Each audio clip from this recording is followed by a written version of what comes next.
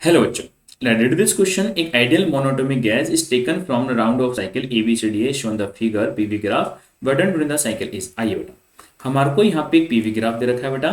PV graph में ये volume axis है और ये प्रेशर वाली एक्सिस है बेटा। हमें ग्राफ कुछ इस प्रकार से गिवन है और इस ग्राफ में हमें ये पॉइंट ए पॉइंट बोला है, ये पॉइंट बी पॉइंट है, ये पॉइंट सी है और ये पॉइंट डी है और ये पॉइंट ए है बेटा। हम पहले ए से बी गए, फिर बी से सी, फिर सी से डी, फिर डी से ए आए बेटा। तो यहाँ पे वॉल्यूम V है, तो यहाँ पे वॉल्यूम आपके पास 2V है बेटा। यहाँ पे अगर आपका प्रेशर P है तो यहाँ पे प्रेशर आपका 2P प्रेशर है बेटा।